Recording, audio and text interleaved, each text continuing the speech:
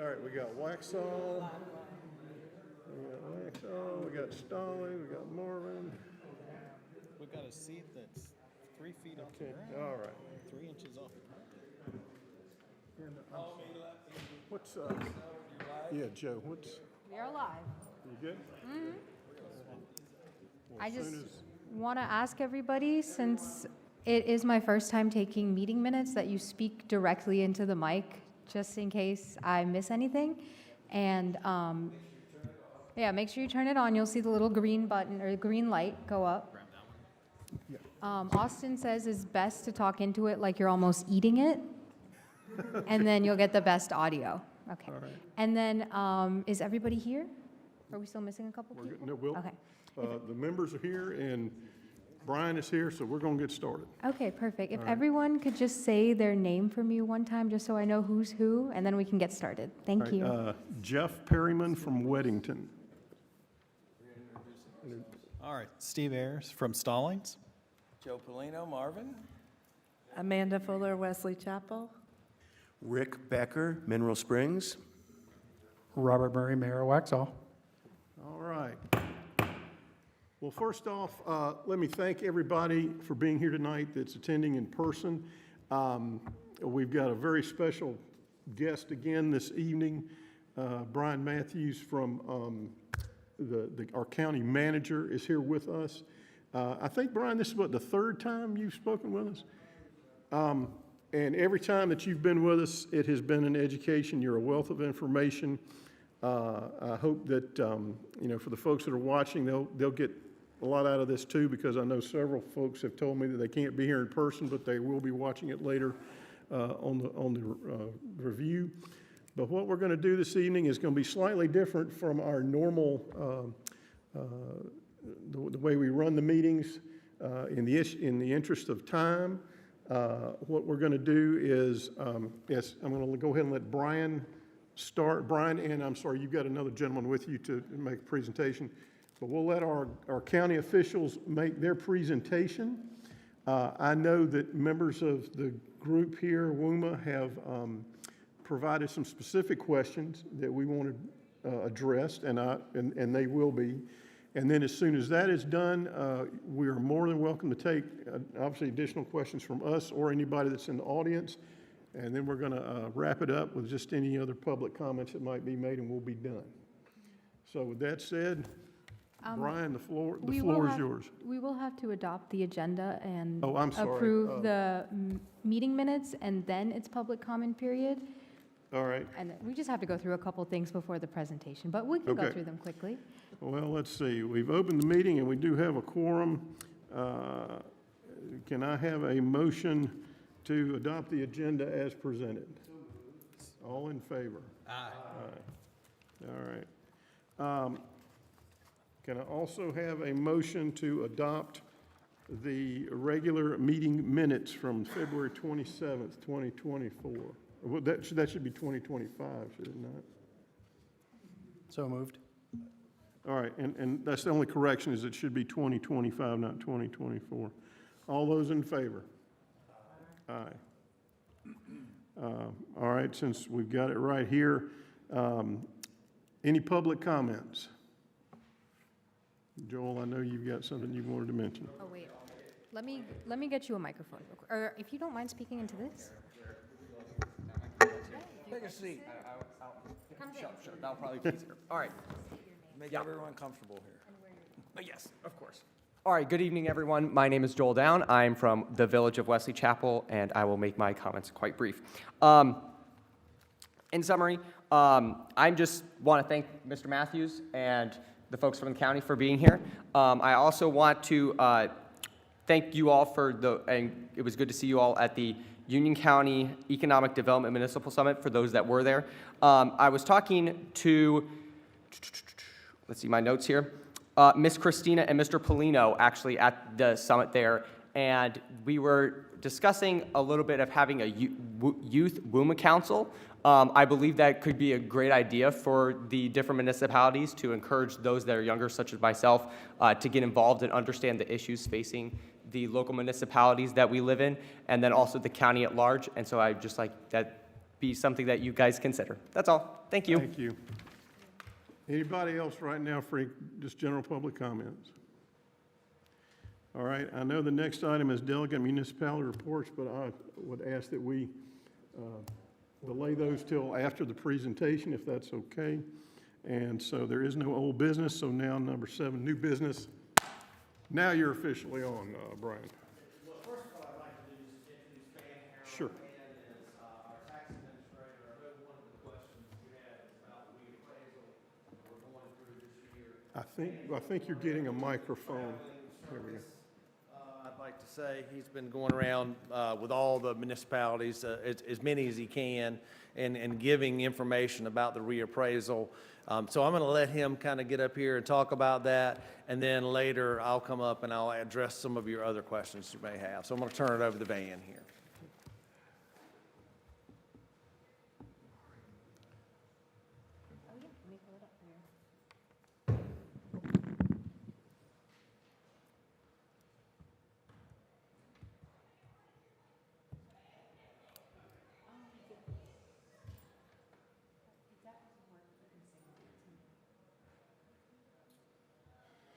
Good evening again for some of you.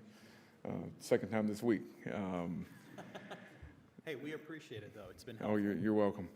Like Brian said, I'm Van Harold, tax administrator. I've been with the county this is my second reappraisal with the county that I'm in charge of, but I've been with the county for 21 years in the tax office. Some of you are new faces to me. I've known this gentleman here for a long time. But if you've got specific questions, I can go ahead and answer those, or try to, and then we can kind of walk through this again at a faster pace than normal. So any questions up front? When will the county know whether they're going to try to stay revenue neutral or what kind of adjustments are going to be made? Because that's a big question. I mean, and at least for us anyway, Weddington, we had our town retreat today, and when our financial officer was discussing, well, hey, these are my plans, but until the county sets their rate, we're not going to really know for sure what we're going to need to be doing in adjusting our numbers. I think there's a couple of ways to look at that. What you set with your rate is independent of what the county does. It's really, really irrespective of what the county does. Except for ad valorem taxes, is that not correct? And the No, sales tax? we have no, it does impact your sales tax. It can That's- impact your sales tax. Right. But from a property tax specific standpoint, Right. it's what you do is your thing, what the county does is theirs. And what I can tell you, and I know I've got the manager here, I've got a commissioner over here. I'll tell you what I've told every jurisdiction we've spoken to. I came in 2004 in the middle of a reappraisal, different role. This is the 5th reappraisal I've been part of in Union County. Every time the county has dropped the tax rate. In 2021, the tax rate dropped 25%. So if this was a Vegas wager, my money would be on that the county is going to drop the rate as far as they can fiscally do that. Okay. That is outside of my purview, outside of my control.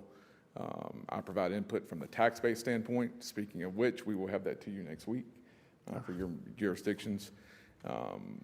We're fine tuning some things more this year than normal because of the reappraisal process.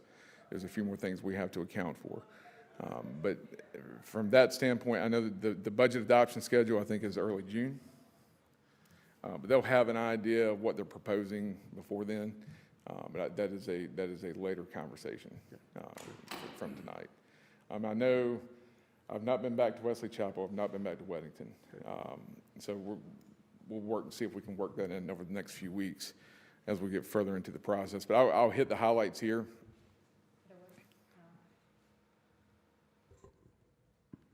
I don't think it's going to work. One of the biggest question is, why are you doing this? Well, we had to. Bottom line, there's 3 time frames that this is authorized under statute, at least once every 8 years, either an optional advancement, which the county had planned. In 21, they adopted a 4-year cycle, which scheduled us for 25. In 2022, we triggered the statute, and within 1 year of the reappraisal, we lost 18% of our value to the market. Once you drop below 85% of market value on the studies that the state does, you trigger the reappraisal within 3 years. So we got the notice that February, you will do this in 2025. We had no option. We had to do it to maintain fairness and equity in the tax base and to provide a stable tax base for every jurisdiction, whether it's municipal, fire district, or county. It all goes into play there. Next slide. 2021, as you know, was the last reappraisal. We had a just under 36% increase countywide. We adopted the 4-year cycle because that was a large increase and one of the largest ones we had ever seen in the county. We're like, okay, let's mitigate this going to a 4-year cycle because that is what a more frequent reappraisal process is for. None of us could have projected where the market was going because we're not in the projection business. Our job is to catch up to the market during the reappraisal cycle. We received the notice of that 82% sales ratio. Continued to the end of 24, that final ratio number was below 67% of market. So the market just continued to move exponentially over what was seen historically. Next slide. 114,000 parcels in the county now. That's up 10,000 from 2021. We were just over 104,000 at that point in time. Total gross increase countywide and real property value is 60%. Individual buckets, residential went up 63, almost 63 and a half, and commercial 45, just under 45, 46%. We have to value the exempt properties as well. They increase as well, they're not taxed. Government facilities, schools, churches, those that qualify. The big one that's got a lot of attention is the land values throughout the county. They went up a total of 94% countywide. Median sales price for an acre of land at the end of 2024 was $75,000. The buffer on this increase is that most of this property is in the present use value program, so 60 to 70% of that total increase is going to be deferred and will not be taxed on. To give you an example, if you have farmland that's valued at, let's say, $20,000 an acre, you're only going to be taxed at $220 an acre in value. So it's a significant break for the property owners because it's not marketable property. It's being used in a crop or agricultural type environment. Next slide. How do we compare with our peer counties? These are the top 10 counties in North Carolina. Over the last 4 years, their reappraisal cycle is based on population. 2022, going back the full 4 years, Guilford was the first up. They had a 35% increase, which is in line with where we were in 21. You hit 23 and go forward, everything is 50% or higher. That's how rapidly the market was moving. Most of these counties, with the exception of Cumberland, were already on a 4-year cycle. We were not. Cumberland went up 88% this year. We came in at 60. Everybody else was in the 70 range, 53% Forsyth. Buncombe did defer theirs, but they were projecting 60% before they were able to get the legislative deferment. I would tell you there's 31 counties throughout the state doing reappraisals this year. Almost all of them were triggered by statute. So that tells you why they had to do it. The market just moved that drastically since their last cycle. On average, 23 of those responded to a survey in the past 2 weeks of what was your increase. The state was looking at that information. On average, 61% was the increase in every county. Dare County, I think, is the highest. Last I heard, they were up about 94% countywide there. So, Holy moly. next slide. So their tax guy really does wear armor, probably. I think people there expected more because it's a beach community. It's the Outer Banks. So they know property values there. It's a lot of vacation homes. So it's somewhat expected there. But he did still deal with a lot of sticker shock from that standpoint. Where is that at? Exactly in the Outer Banks? Up Nags Head, Kill Devil Hills, the northern Outer Banks. Okay. Yeah. Specific Union County market data. We'll talk about a couple of things here. Should we go to the next slide? Just some highlights of what we're seeing in the local market. Prices are still increasing. Market is stabilized. You're not seeing the drastic increases or the drastic offers above asking price, but the prices are still going up. And we monitor that. Once we do a reappraisal, we monitor the sales data the first few months after that to see if we're headed in the right direction, if we're still below market, if we're moving above market, because we want to figure out how to make a correction there If it means another reappraisal sooner than the 4 years, from the standpoint of we don't want to be over-assessed any longer than we would have to be. That sales ratio number is what we use to monitor that. As of January 1st, when the new values went into effect, the sales ratio was 99.76%. You want to be as close to market as possible, 100% being market. The sales ratio as of, I think it was Friday 2 weeks ago, was at 95%.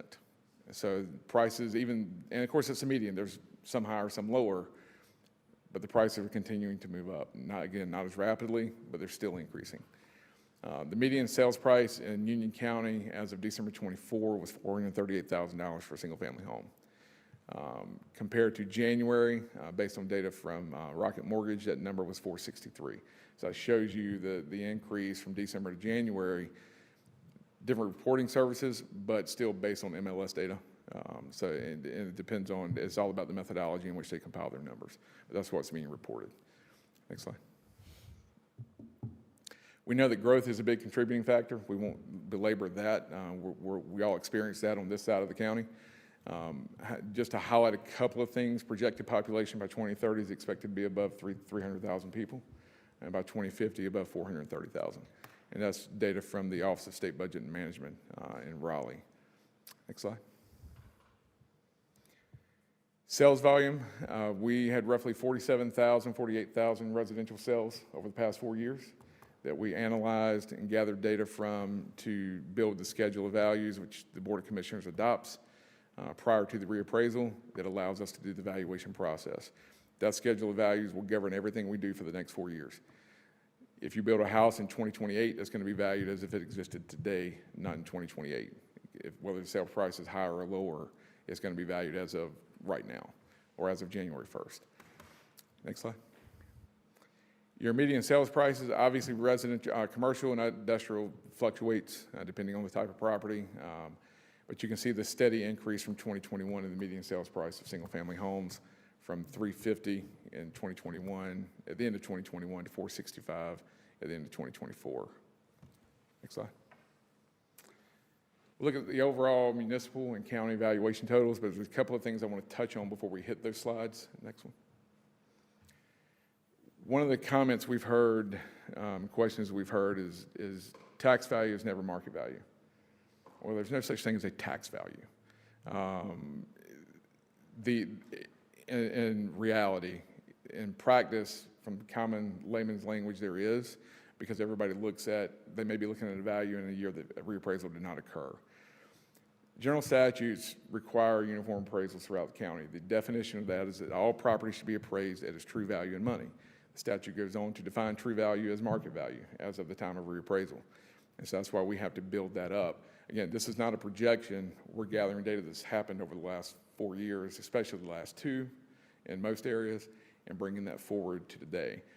Your value didn't change overnight from December 31st to January 1st. This is a 4-year change, and we want to make sure everybody's aware of that and clear of that. The next slide gives you a graphical representation of that. This is 40 years of data. It goes back to 1986. You can see the year-end sales ratio numbers. The year prior to your reappraisal is highlighted in orange. So we were as low as 55% of market back in, I think that's 1992, compared to 67% now. Some of the statutes changed, particularly this trigger mechanism of mandatory reappraisals. That went into effect in 2009. So you can see we would have triggered every reappraisal going back to 1992 would have been done more frequently had this statute been in effect at that point in time. The trigger years are the highlights, the yellow highlights. You can see, with one exception, we're always below market. We would all rather forget that 2009 to 2012 window when everything flipped upside down. The green highlighted numbers are the sales ratio as of the effective date of the reappraisal. We've gotten a little better every year with reflecting market, which is good. Our technology is getting better, allowing us to do a better job, keeping things more equitable, more evenly distributed, and making sure that things are appraised appropriately. But this just gives you the graphical representation of how the process works.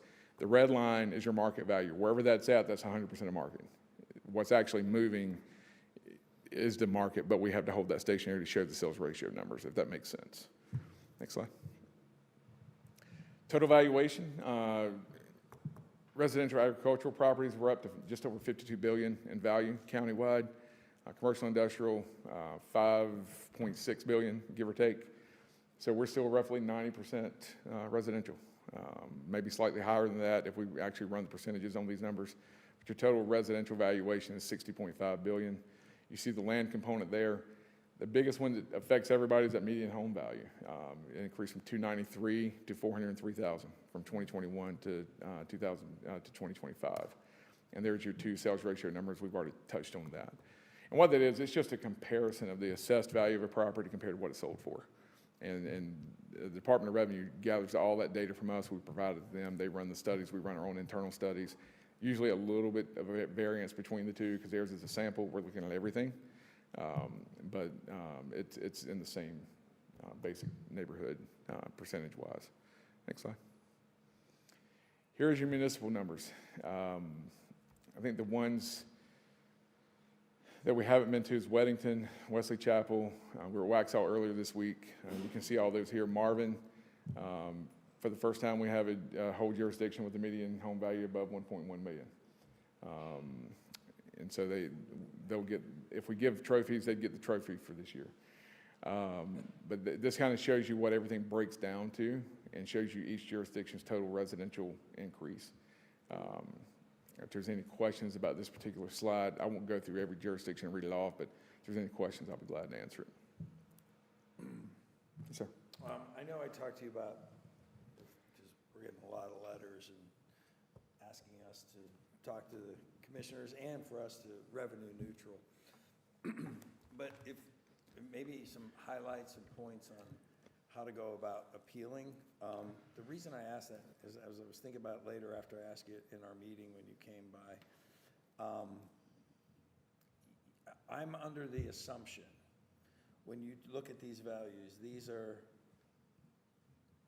homes that are no issues with them. Doesn't need a roof, doesn't need foundation, things. Is that stuff that could be considered in I guess an appeal, that, hey, I got a $50,000 roof I need to shore up my foundation, whatever it is that could be it. Are those factors considered, and what other factors are considered? If you'll give me about 3 slides, we'll get to the whole appeals process and we'll talk about some of that. You can go to the next slide. Commercial valuation, again, every jurisdiction here shows the before and after and your percent increase. Most of those are in the 30s, 40s. I think Unionville, they had some rezoning. They jumped up commercially 76%, but a lot of that was tied to rezoning, and which means it's going to affect the land value going from residential or agricultural to commercial. Next slide. A couple of other statistical measures that we monitor to gauge the success, if you will, of a reappraisal from a data standpoint. And we look at these. We've had a third party verify these as well to make sure that nothing was skewed from our internal process. And we'll touch on those just briefly. I'm not going into a statistics class tonight. I don't think any of our brains can handle that at 7 o'clock on a Thursday, but we'll touch on the numbers and I'll give you some ranges. So we look at the COD. If you know anything about statistics and bell curves, that's a standard measure. The acceptable range for a reappraisal is between 5 and 20 is where you want to maintain. At the end of 2024, we were at 18.79, which means we're close to the maximum acceptable number countywide for a COD. With the reappraisal in effect, we're at 8.53. The lowest you can go is 5, and you're really doctoring your numbers if you get that low. So we feel comfortable with this. The third-party software that we ran the data through came up, I think it was 8.63. So we're within 1/10 of a percentage point there, so we felt good about that. This next slide shows a second measure, which is the price-related differential. And this is looking at the assessment levels of higher value homes and lower value homes. It's regressive if lower value homes are overassessed and higher value homes are underassessed. So your range here is 0.98 to 1.03. And you can see, again, at the end of a 4-year cycle, we were at 1.0298. So right there on the edge. And then bring in the 2025 reappraisal at 1.004. That puts you right on the market, pretty much saying the equity is in the reappraisal, everything's assessed fairly. It's not saying there's not outliers, not saying there's things that don't have issues, but it's saying that overall the data set is solid. Next slide. Appeals. There's 5 levels to this process. One is the informal staff level review, and when you file that appeal, it carries through the informal and the BER process. We may make a change. There's a window of time that the statute allows my staff, myself, to make the change, settle the appeal without any further approval. That window of time closes very quickly on April 14th when the Board of E&R convenes. We will still continue to work those appeals and work towards settlements with the individual taxpayers, but we can't make it final. The board has to make it final. So we'll submit that to the board as a consent agenda item. If we can't reach an agreement, the taxpayer, we schedule them for a hearing for BER. And they'll get notified of that. It's held at the county office building.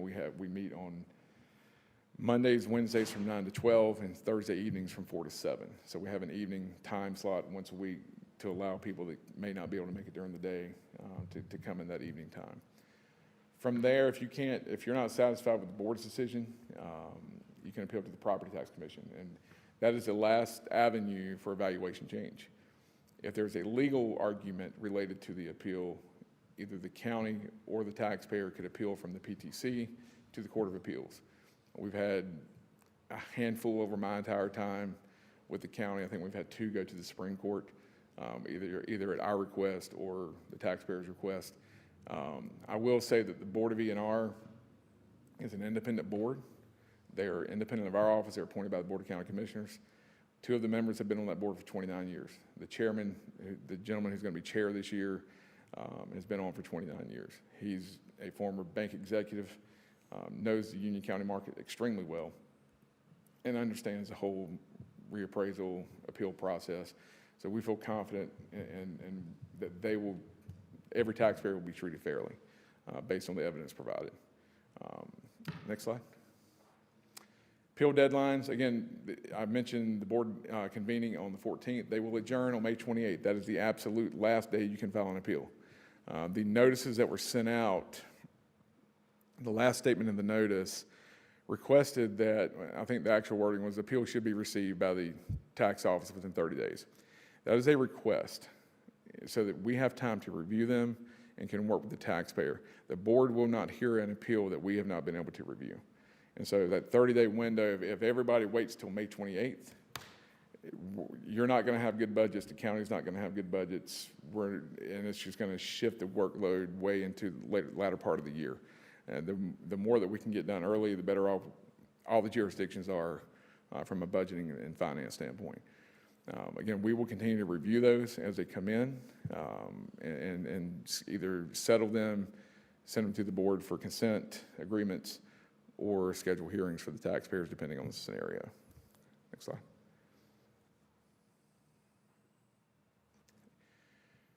Before I go into the step-by-step of how to do this, I want to address your question. So anything related to your property is basis for an appeal.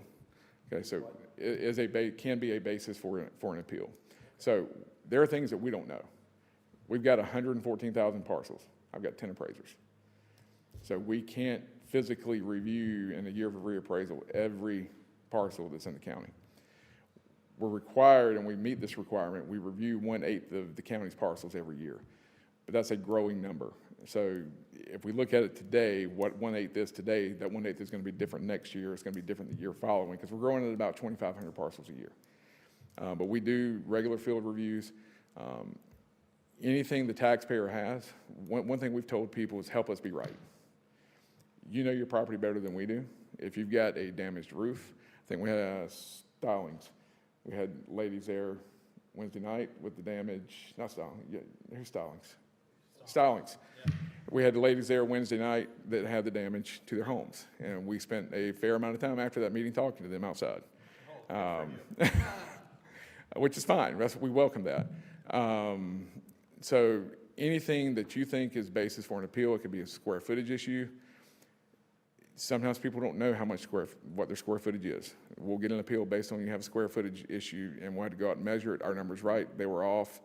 And sometimes it comes down to whether the real estate agent or previous appraiser measured it internally. We only measure external. We don't have a right to go in your home unless you invite us there. We don't have a right to walk on the outside of your property unless you invite us there. We send notice when we're doing field reviews, and if somebody tells us, do not step foot on my property, we don't step foot on that property. Because one, my appraisers don't want to get shot, which is that has happened. Not shot, but shot at. So we're very careful with that. We do have technology that allows us to review from our desktops, and they can actually do measurements from the desktop if necessary, based on aerial imagery that we collect annually now. Again, anything age, we have age, depreciation, condition, all those factors go in to the things that we know. Something that we don't know, we can't account for, is the best way I know to answer that. You can't prove it or disprove it. Yes, sir. I'm sorry, and I don't think he was sure what my question was. If you go to your property record card, it's going to show your dwelling, it's going to show this accessory structure, this open pole building. It shows the square footage, but there's no value broken out for each of those additional structures or improvements on the property. And I said, well, maybe I can go back and I can work to the schedule of values and try to interpolate.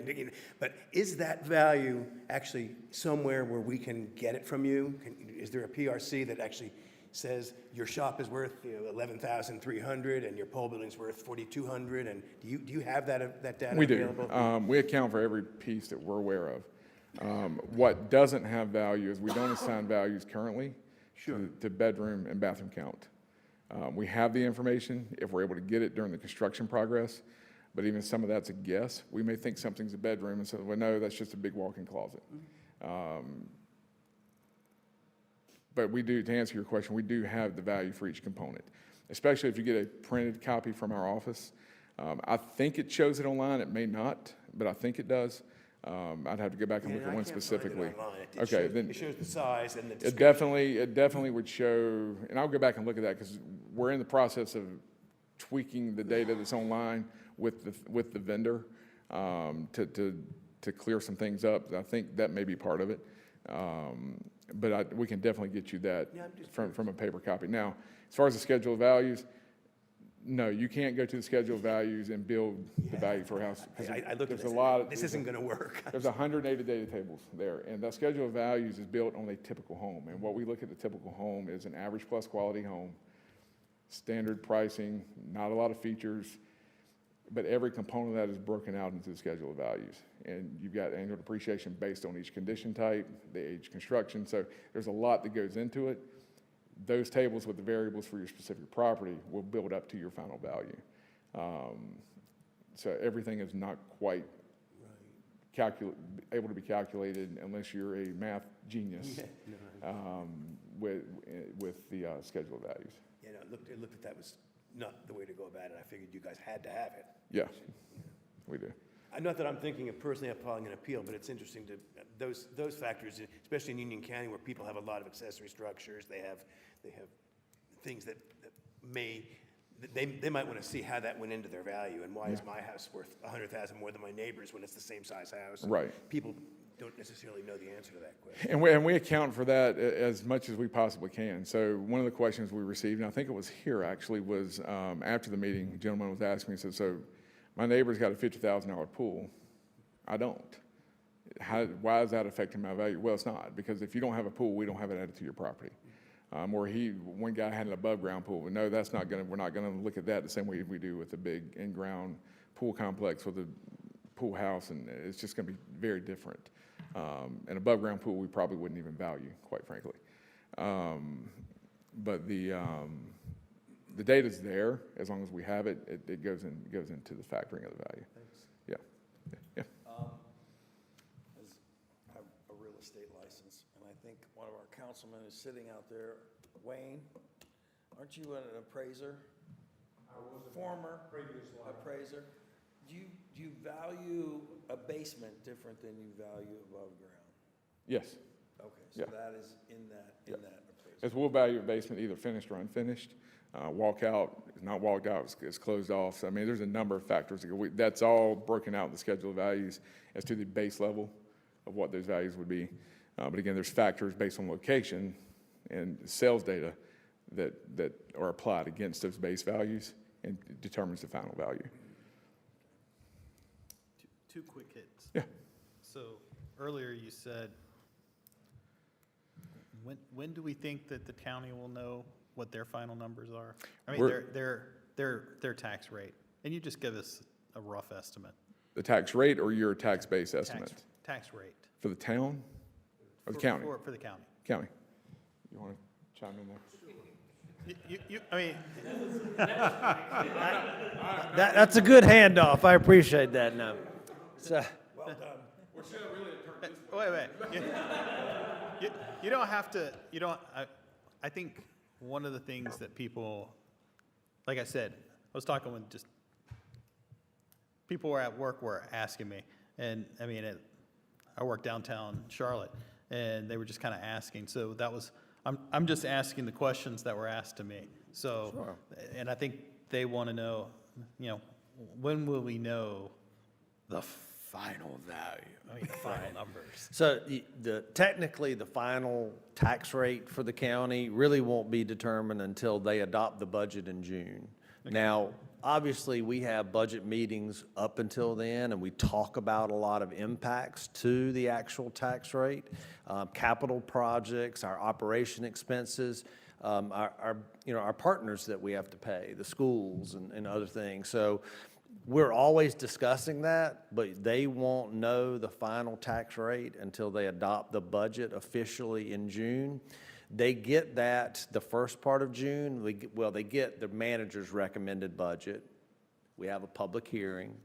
The board then debates how they wish to handle that. Do they want to make changes to it? Do they want to do something different? And then ultimately, usually at our second meeting in June is where an actual decision is made and the rate is set officially. Okay. You'll probably have a range or an idea sometime between May and June, but it won't be the official rate until then. And that was the quick, and then I think the other quick hit question was, if somebody appeals during the, say now time, how long roughly do you think that appeals process, at least the initial piece of it will take? So generally speaking, 2 to 3 weeks. Yeah, general. And I say that because our staff has been working as they can on them as they come in. We had to ramp up our coverage for phone calls, which pulled them off of the day-to-day work on the appeals. Usually we have 6 people in our customer service queue answering phones. We went up to 15 for the 2 weeks prior to. Appeals are worked as they are received. We have a queue, and it puts the oldest ones in first. And so they work them as they get to them. I'll tell you, we crossed 3,100 today, which I actually feel really good about because we're almost 30 days in. Okay. I would expect in 2021 we had just under 5,000 appeals, but in just under 5,000. We anticipated 10% appeal rate, which for this year would be 11,000 appeals. In 21, it was less than 5% because we were just over 100,000 parcels. I would expect there to be more this time because we have 114,000 parcels. So with the growth and more parcels, more property owners, they're going to appeal. And so, but I think comparatively, I think we'll fall in that same 5, 6, hopefully at most 7% category. They are working them as fast as they can. I will put it to you that way. There's multiple stages. So the appraiser does their work. They do their analysis, whether there's a change or they don't see justification for change, depending on the situation. It goes to a supervisor for review. The supervisor reviews it, signs off on it, then it goes to the taxpayer. And if they agree, then we're done. And at this point especially, it doesn't even have to go to the board for consent. After the 14th, they will have to go to consent, but the taxpayer doesn't have to do anything if they've agreed to the value. Beyond that, we will schedule a hearing and they'll be notified. I will tell you, we have got meetings scheduled starting the 14th 3 days a week through the end of the year. Now, hopefully, we will cancel a lot of those as we get toward the end of the year. Especially, I think typically we finish up the majority, if not all, appeals in a reappraisal in July, which is good timing because that way everything's finalized before billing is ideally. That's better for the towns, it's better for the fire districts, it's better for the county. There was another question in there. Yeah, I was gonna say, the question was though, just at this stage that we're in right now, roughly how long does that first piece take? At least 2 to 3 weeks at this point, until they get caught up. Once they get caught up, they'll have an answer within a week or two at most. But they've got to catch up to that first bucket of 3,000 that's sitting there right now. Okay. One thing I'll point out as we get ready to walk through this and finish this up, the basis for appeal, back to your question, there's 2 things that are invalid reasons for appeal. One, the percentage of increase. Just because it went up X percentage is not a basis for an appeal. There's got to be a factual, evidential reason that you need to appeal your property. 2 is the ability to pay, okay? And I say that with as much empathy as I possibly can because I know there are people that are worried about tax bills. Just because you had a 60, some people 100% increase in your value does not mean you're going to have 100%, 60%, 50% increase in your bill because the rates will be adjusted down jurisdictionally. I can't speak to what you're going to do individually for the municipality level. I can't really speak. We're going to double ours, but blame the county for it. I can't really speak to what the county's going to do. What I can tell you is what has happened historically, and we've already covered that. If the bill comes out and somebody's worried about being able to pay it, we have options available for payment plans to work with people. We've done that since day one I stepped foot in Union County in 2004. That policy has always been part of the office and the way we operate. So we try to be, none of us want to pay taxes, including my staff in my office. And 95% of my staff is in this county, live in this county. So we're all facing the same scenario. The difference is we see the data on a day-to-day basis. So we knew what was coming, saw what was coming. We did everything we could do to get the word out. Hey, reappraisal's coming. Here's what we're looking at. Be prepared. But you never know until you get that letter in your hand. And back to the appeals process, if you go to the county's main webpage, you'll see this section in the middle here with the blue icons. When you go to the webpage, you're going to have to scroll right one time. And you're going to look at that property search button. You're going to click on that. Next slide. You'll come to the portal. You'll have a blank screen. It looks similar to this, but not exactly. It's just going to have a white line in the middle, logo in the background. It's going to ask you for either your name, address, or parcel number if you've got it. Parcel numbers are on your notice that you received in the mail. Yes, sir. Why does every parcel say that it's in the township of Vance? Every parcel doesn't. The example that you got here, my house, and one other coworker that we were playing with, they all say they're in the township of Vance. I'll have to take a look at that because everyone is not in. Vance is a big township. I will tell you that. Okay. That's not talking about a town. There's not a town in Vance. We actually had to have a conversation with a taxpayer earlier this week. He said, I don't live in Vance. I live in Stallings. Yeah. Well, that's what I'm trying. Well, I mean, it just seems like there might be something wrong. So at the end of your parcel, at the beginning of your parcel numbers, there are 9 numbers typically. It's 01 to 09. Those numbers indicate a township. Some of this, like this is an 07. Some of the groups bleed over into the townships, but I would double check and make sure. That's a simple check on the data file. If that's there, that's an error on the vendor's part, and we'll make sure we get that straight. But I'll double check that tomorrow. I was just letting you know because I found it kind of interesting that there was. The township has no resemblance to your town or municipality. They're like, as Van said, there's 9 townships, and it's almost like a grid. It's almost like tic-tac-toe. Yeah. There's 9, 1, 2, 3, 4, 5, 6, 7, 8, 9. They're just blocks. Oh, really? And they're almost like an obsolete thing. It is really. They don't have any function politically anymore, but they're broken. They're old divisions in the county. Yeah. Oh, really? I mean, This is data going back to way back into the 1900s, and so. really? And politically, geographically, it hasn't changed, even though the county has changed tremendously. And that won't change because it's in the original boundaries of the county. Over here, we're in Sandy Ridge Township, Marvin, most of Wesley Chapel, most of Weddington. Then Jackson is most of Waxhaw, and South Mineral Springs is both Jackson and Sandy Ridge. Really? For those of you that don't know, he's the county historian. Well, I mean, yeah, I mean, People get confused, it doesn't have anything to do with where you live, it's a Yeah. strange sort of Yeah. leftover designation. So- As Van said, your tax number begins with the township number, 07, no, 07 is Buford, 04 is Vance, so where is 06 is Vance? Sandy Ridge. What is that? There is no town Vance. No, but township, where is that? We'd have to pull a map and show you. I can Mostly send you, Indian Trail, Stallings, Yeah. those are Vance Oh, Township really? places. Okay, well, that, I can actually send, what I can do is get a PDF file of a map that shows that. And I mean, it'd be interesting, but at Yeah. the same Because time, people it's ask not you, that. so you should be able to tell them, and it's an Yeah, easy, yeah. answer if Van gives you that map, but suddenly, it's, oh, that's what that means.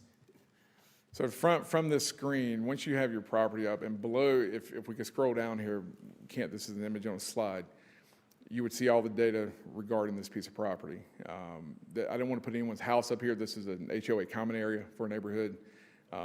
But from here, you can see the appeals button. We highlighted in yellow intentionally. So if you want to appeal, you click there, take you to the next screen. This is what you'll see when you transfer from the property record card system to the appeal screen. And here you'll click on either visit Comper or file an appeal. I would click on file an appeal because that's going to take you through the process, and step by step with that, you're going to build the comparable sales grid, as you found out today for all your friends at work. So next screen. Once you click on that, this is your starting point, and it will walk you through here. There are mandatory fields you have to fill out as you go through this. We do ask that you submit the evidence for your appeal when you do this. We have a lot of appeals that have come in with just a statement that says, my house isn't worth this much. If it is, you can buy it. I'm not joking. That's one of the statements we get on a regular basis. And I don't make light of that. It's the sticker shock coming through, and we deal with that from a customer service standpoint. If you don't give us information, that's going to delay the time frame to get an answer. So the more information you can give us up front, the better off you're going to be. If you show up if you're scheduled for a hearing, if we can't settle it, you're scheduled for a hearing. If you show up to the hearing with new information that we haven't seen, the board's going to table it immediately. You're going to have to leave, and they're going to reschedule. Because they're going to require us to review that data before they can make a decision on the appeal. Next slide. Here's the comparable sales database or web application.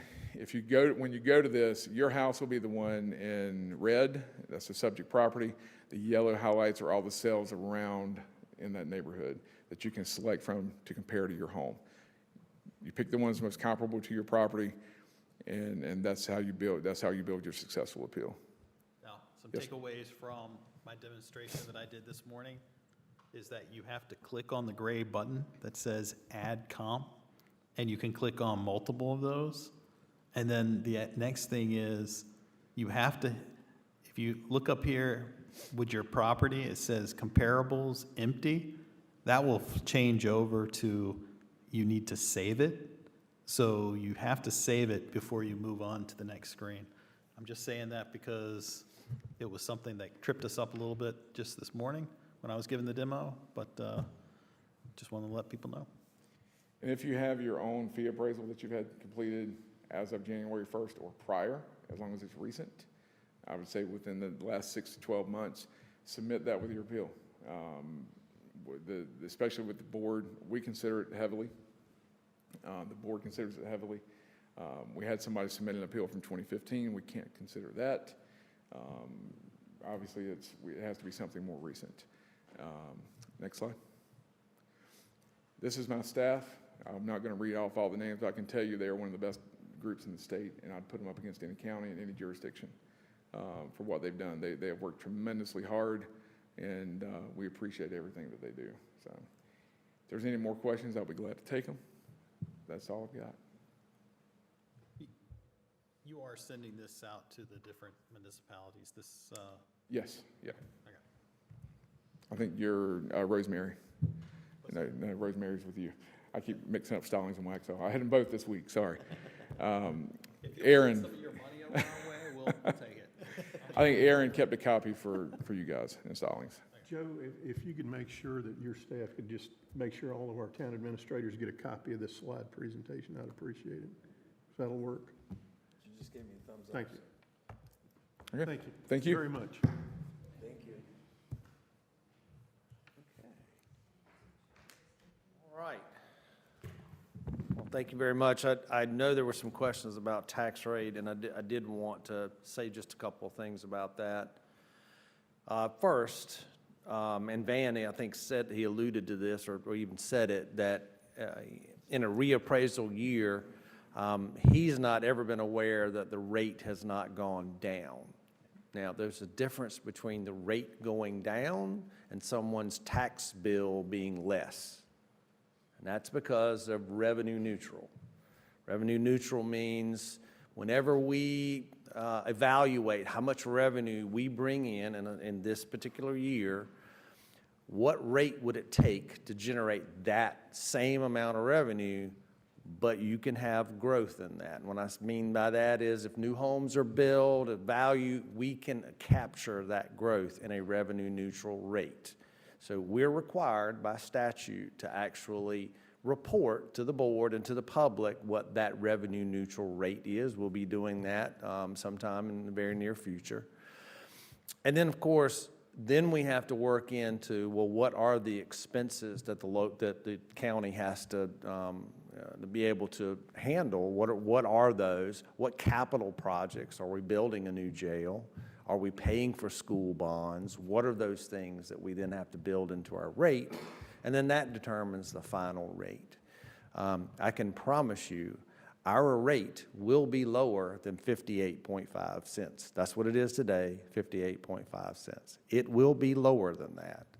I can't tell you, is it going to be 40 cents? Is it going to be 45 or 50? Because we haven't gotten to that point yet. I can't tell you what the revenue neutral rate is at this point in time, but it will be lower than 58.5 cents. So I know folks sometimes think that, is my tax rate going to go up? It may. It may go up from meaning that it is above revenue neutral, because there are things we are going to have to pay for, like school bonds, that the board is going to have to understand and make decisions about.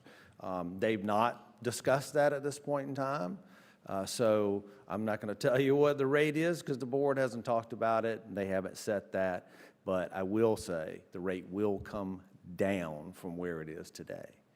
Any questions about that? No.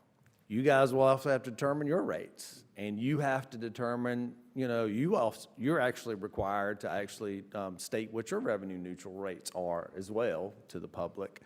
One thing that a lot of times gets overlooked is the impact to sales tax. So the county and the municipalities all receive a share of sales tax from the state. The state collects the funds and they send them to the county based on point of sale and some other articles of how they're calculated. And municipalities get a share, so does the county. Right now, we use the value method, not per capita. We use what is the valuation of property in the county. That's the methodology that we use. Everyone's tax rate, ours as well as yours, decides how much you get and how much we get. So if we lower our tax rate, but none of you do, we're going to get less money. You're going to get more money. I'm not trying to tell you to keep your tax rates up. I'm just telling you there's an impact. Everyone who makes a change to their tax rate will affect anyone else in the county as far as how much sales tax they get. We had an example years ago where the county lowered its tax rate by about a nickel, and it was not, they didn't factor into the impact that we were going to have from sales tax, and we lost a significant amount of sales tax because of that. But it happened so quickly they didn't think about that. So I also want everyone to understand that tax rate also plays into how much sales tax we generate in our county here. We as municipal finance officers and budget officers have no, and even you, and your new budget officer really have no way of knowing. It's a stab in the dark because you don't know what other municipalities are gonna do. Exactly. And so it's like, you have to sort of read a crystal ball and guess and hope you guessed right. You're exactly right. So it's a little And, scary. and we do try that, I mean, we ask our other local governments, you know, what impact do they think they're gonna have on their rates? And they give us an idea. Obviously, their boards have to vote on them. You know, so a lot of times we get an idea, but I mean, it is still up to their boards what that rate is and what that impact is. Van, did you have a question? I want to go back What's to up? revenue neutral comment. Okay. Revenue neutral is for the jurisdiction. It's not for the individual taxpayer. That's right. It just means the jurisdiction is getting the same bucket of money plus Yes. whatever the normal growth rate is. So even if the county goes revenue neutral, if your home value percentage-wise went up less than the median percentage, which for single family, I think was 56.8% was the median increase for single family. If you went up less than that, if a jurisdiction goes revenue neutral, you're gonna pay less in taxes. If your percentage went above that, you're gonna pay slightly more. But it's not gonna be significantly more. Right. But that's a conversation we have on a regular basis. There's a lot of talk around revenue neutral. In some ways it's a buzzword, but it's a real thing. And at the same time, to make sure everybody. I appreciate that, Van. So it really, again, and this is an example, if we went to revenue neutral, there are still some people who would pay more, and some people who would pay less. Doesn't mean their tax bill is going to stay the same. It just depends on the circumstance. I appreciate Van pointing that out. All right. Any more questions about tax value? Okay. Well, I know there were a number of questions you have, and I've tried to put together something in my head and some on paper. If I missed something, please just ask. One of them was water and sewer, and you know, what's going on with water and sewer and investments in the county. So I'm going to start with that one. First, I'll start with capacity. What are we doing for capacity in the county? And I think I have talked about this in the past, but it's becoming closer to being a reality. We are expanding our 12-Mile Creek wastewater plant. We're expanding that from 7.5 million gallons to 9 million gallons. That is under construction right now. It's anticipated to be essentially complete and operational by June of 2027. So a couple of years, a little over a couple of years for us to have that in place and available. That's a big plus for us there. There is a small package plant that we are expanding, and that's really because we were under a consent order by the state. We were having some issues with some overflow at that plant. It was older, it needed work. They gave us permission to expand that package plant. It's small expansions. I think we're only adding about 100,000 gallons to that, and it's a defined area. It's called Grassy Branch. That's under construction, due to be finished in February of 2026. That doesn't really affect any of you guys, but it is a capacity thing that we're required to do. Then there are a bunch of projects that we're doing that affect our transmission or conveyance, whether it's water or whether it's sewer. So for sewer, we've got a couple of big projects that are going to help with being able to send the sewer to the plants, and one of them is a Crooked Creek interceptor. That is also under construction. That's due to be finished around January of 2026. That actually feeds into our Crooked Creek wastewater treatment plant. Now, we are not expanding the Crooked Creek wastewater treatment plant. There are no plans to expand that. So once that plant gets to capacity, then we're not going to be expanding that anytime soon.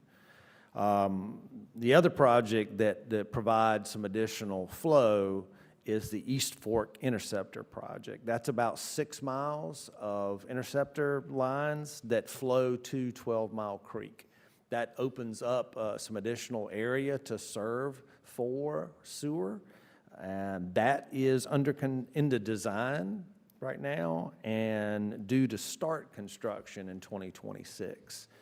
That's a pretty important project, meaning that Indian Trail, Wesley Chapel, a number of developments and towns that are around that can be better served by that sewer line. Right now, that sewer line is constrained. It can't really take a lot more extra flow. Even though the 12-mile plant may have capacity, you can't necessarily put it in that sewer line because it's already full. So that will hopefully open up some of those areas and make that available. And that was approved and to start with construction. Transmission, that's for water.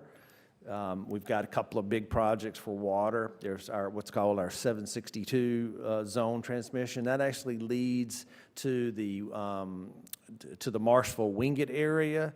A lot of that's being paid for by ARPA grant funds, so we certainly appreciate those funds. That is, again, it's under construction, started in June of last year. We anticipate that will be finished in June of 2026. And what that really does is it helps with the Yadkin plant. We're able to, provide water in that area of the Yadkin and that basin there with Wingate and Marshville much better with that transmission line. And then we have what's called the 853 transmission line, and that project is it actually was almost ready to start construction. It got put on hold because the board was really debating what it wanted to do as far as investment in our water and sewer. So now that the board has adopted a capital plan with over $700 million of investments, that project is now in there and it's starting back up. So they're finishing the design on that project, and we hope that it'll be in, I think, 2027, 2028 before that project is finished. Those are the major things that we're doing with water and sewer. When I say there's $700 million of investment, there are a lot of replacement and renewal projects. There are water tank projects where we're going to expand and add some additional water tanks. We're going to be working on pressure, trying to add some booster pumps, things like that. All of those are smaller in cost, but they make up that whole $700 million in investment that we're doing. So got a lot going on, and over the next 5 years, you're going to see a lot of changes. Yes, sir. Any discussion about changes in water rates for the folks that are on county water? So the board adopted a rate schedule that had 3 years of rate increases for both water and sewer. That was done last year.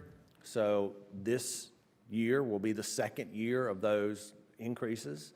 I believe it's about a little over 7% for, I believe, sewer, a little less than that for water. I don't have it in front of me, but they were, I believe, around 7% for sewer and like 6% for water. I'll confirm that and get that to you. Per year. So the first year, and then essentially it would be the same rate change each year for that 3-year time frame.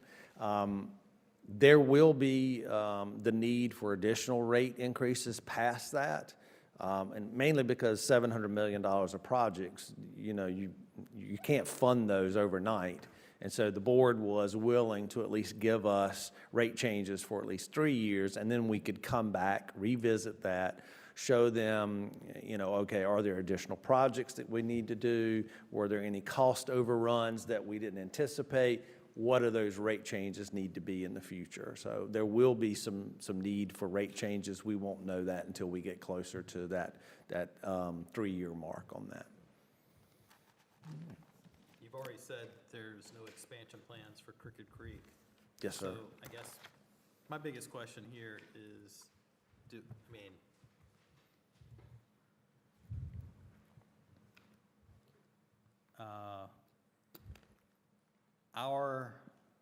I'm going to be just straight up here. Our financial stability has been compromised by not having any sewer capacity. It's Stallings. I guess, what would you want to tell the people of Stallings that would belay their fears of what's coming? So, well, one thing, Stallings is served by 12 Mile Creek as well. So I don't want to overshadow the fact that while Crooked Creek, there are no plans to expand it, there is a good portion of your community that is served by Poplin, which also goes to 12 Mile Creek. So there is sewer available in 12 Mile Creek today, and there will be more sewer available in 30 months or so. So those areas are certainly available for future development. The Crooked Creek plant is not out of capacity. It's just a small plant, and it's not going to last forever. The problem is that in Stallings, the places that we have the potential to grow are the ones that are served by Crooked. Oh, they're served by Crooked, okay. Yeah, so, I mean, we're basically being run off of a financial cliff because there's no capacity. Because the areas that we can potentially do, the best way I can say is introduce, I mean, everybody knows Stallings has been a sleepy town. I mean, you know this. I mean, you know it. I was better. manager there for a few years, yes. Yeah, I mean, so, I mean, really the only way that we can make up that gap is a better balance between commercial and residential. And, I mean, we can't grow that commercial base because the areas that would grow that commercial base, again, is mostly in that Crooked Creek area. So, I mean. I don't have an easy answer for you. I know. I don't, and the challenge that our board faces is that, the cost of providing for capacity in that Crooked Creek area is, $400 to $500 million. We're talking about a $700 million investment that they just did, and now you want to add another $400 to $500 million on that. The rate impact from that is significant.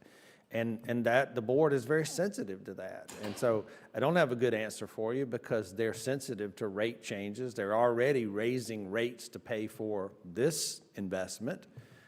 It's awfully hard for them to consider that as well. There are alternatives. I'm not going to say that we love them.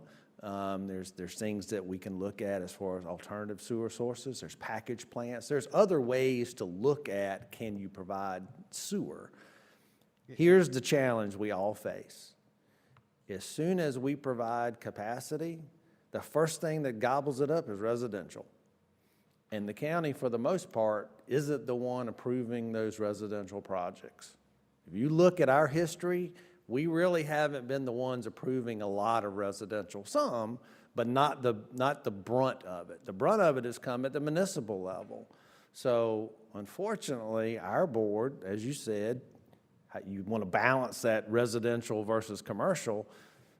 Our board is really tired of seeing residential consume all of the sewer that we have available. So that's one of the reasons they're a little skeptical in investing that kind of money only for it to yield more people moving here. Is there anything legislatively that could, I mean, I'm asking strictly for Stallings people. Sorry, I'm being stingy here, but, I mean, is there any way to legislatively set aside for commercial versus residential? We've asked, we've actually made that request of our General Assembly, and the answer we get, and whether this is, right or they just don't want to deal with it, is that it's constitutionally, we can't pick and choose projects.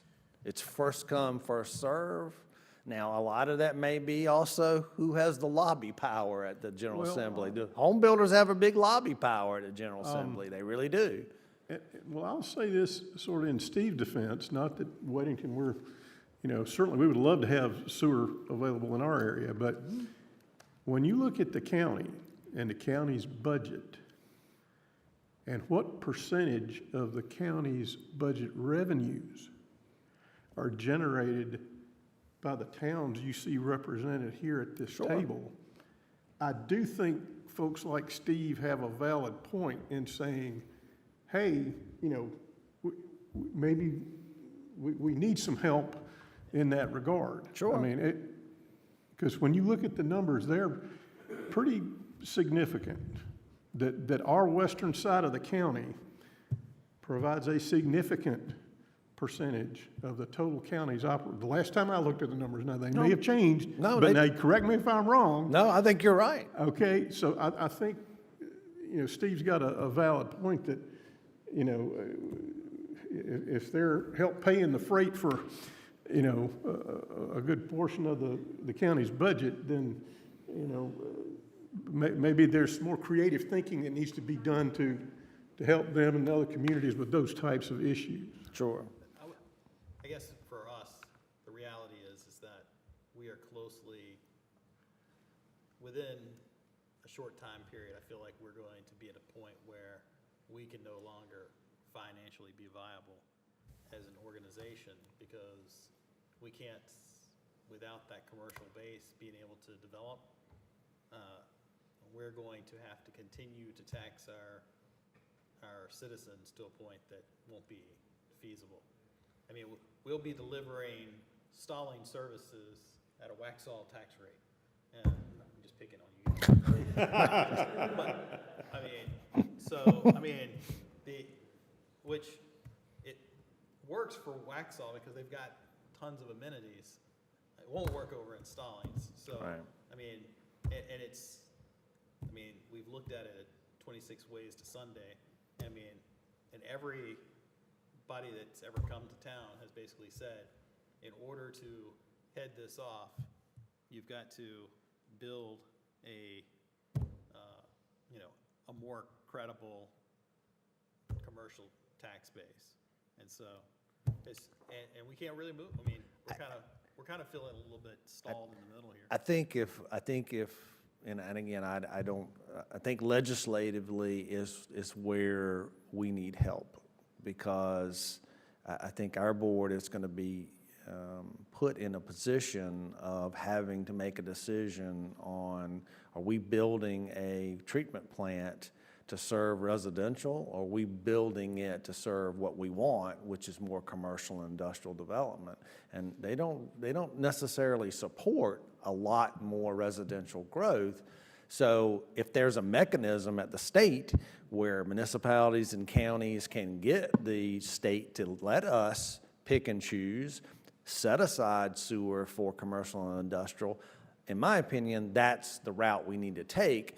I'm just not certain the General Assembly's ever going to be able to give that to you, because they are, number one, heavily lobbied by the Home Builders Association, and number two, they claim that there's a constitutional issue that we can't pick and choose. I'm not a lawyer, I don't know all that stuff. I just know that when we've asked, the answer's been, we can't. Yes, sir. So I know we're one of the few states that don't have impact fees. How could we, as a WUMA, or, we're an organized group of municipalities, is that something, first off, that would help? And then, can you hear you over the, I'm sorry. I forgot, I didn't follow the rules. And I work here. So I'll start over again. I'm wondering about impact fees, and I know North Carolina is one of the few states that doesn't have impact fees. And it becomes a challenge for counties, obviously, because you just allow the doors are open and the building comes, and then all of a sudden we need more schools. But there's no impact fee, so there's no money that's put aside for schools, which then just comes on the existing taxpayers. So that said, I know it's heavily lobbied by the builders, but at the end of the day, you cannot convince me that it is too expensive for them. It is a pass-through. If you're a developer or you're a builder, it is a pass-through. They don't, they may build slower because they don't have the funds to kind of put the funds up front. Right. But that's what it comes down to.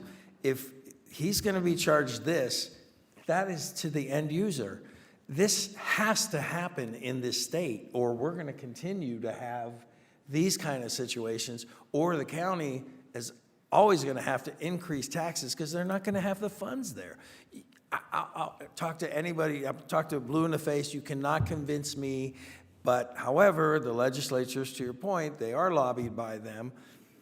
I mean, the messaging, I don't know what needs to happen, but it needs to happen in whether we get a variety of different municipalities.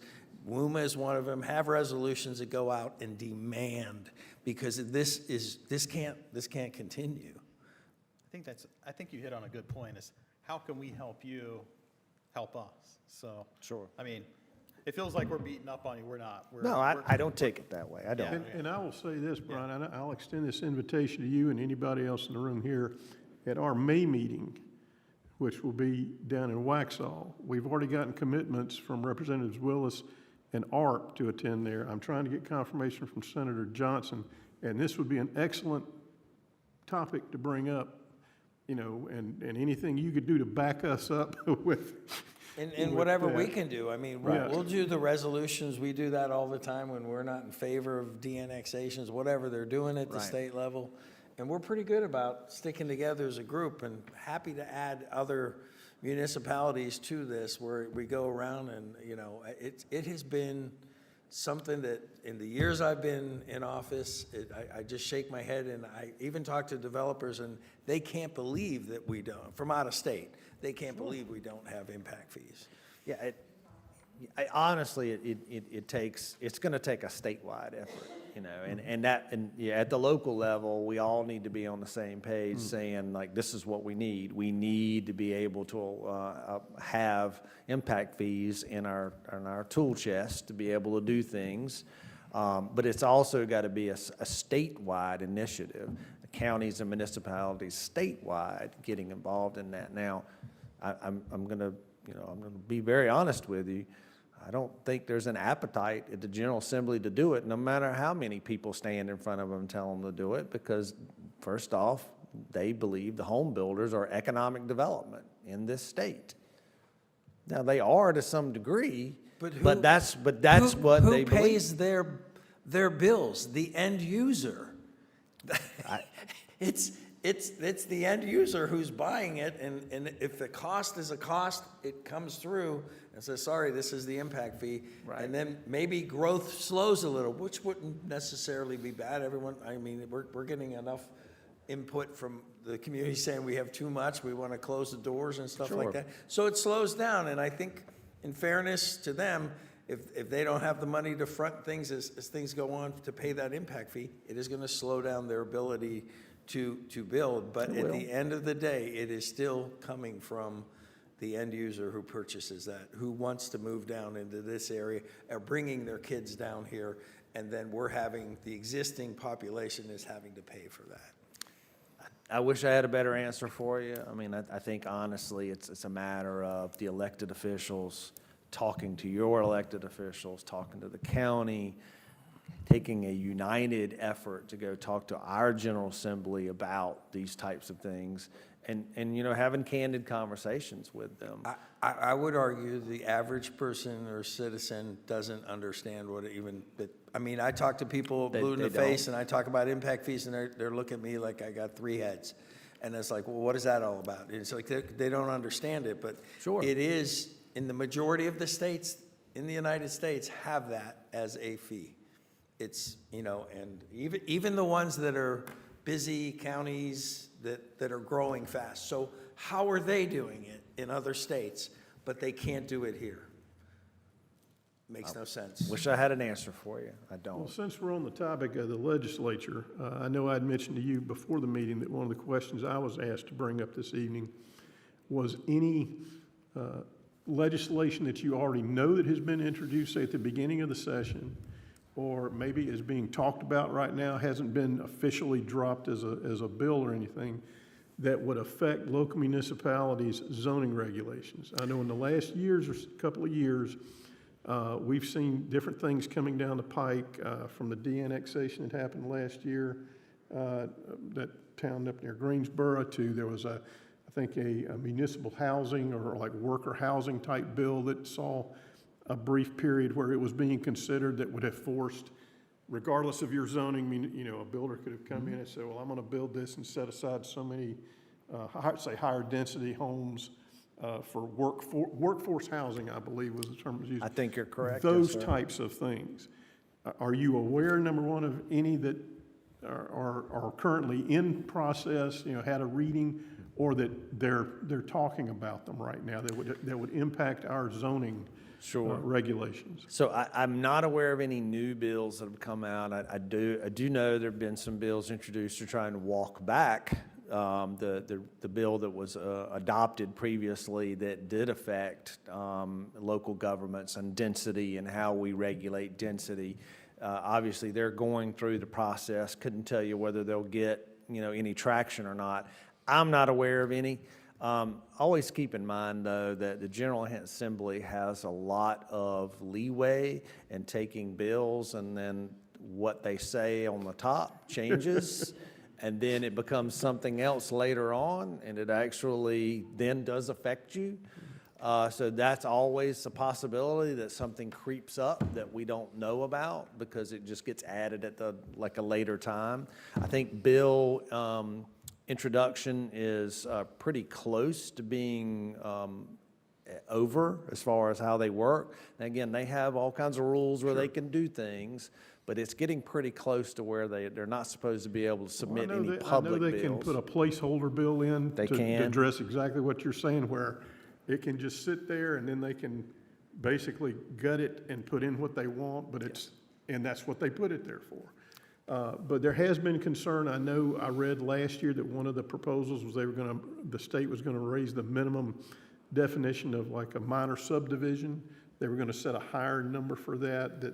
Again, there were several things that directly affect what the members of our individual communities want to see as far as zoning rules and regulations. And that's what the concern is. I've not seen any. That doesn't mean they won't get introduced. Okay. It doesn't mean that they're not in the works. I've just not seen any. Again, I think if you've paid attention to the General Assembly over the last couple of years, they have increasingly taken a position almost anti-municipal government.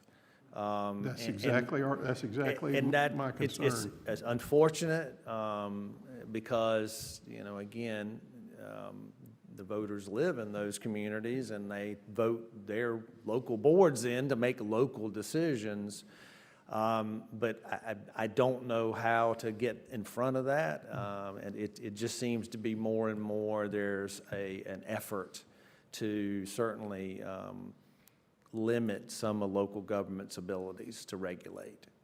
In that regard, I can say that our interim town manager found, I think, at least 20, maybe more, bills that have been submitted to the assembly that deal with SB 382 in particular. The downzoning thing that happened last year that was retroactive to June. We're in the process of trying to get another resolution before my board to get them to approve a resolution requesting a repeal of the elements of 382. And I think once we get that done, we can then join with the county, which I know the county already has such a resolution. And then I know some of the other municipalities have worked on their own, Mineral Springs.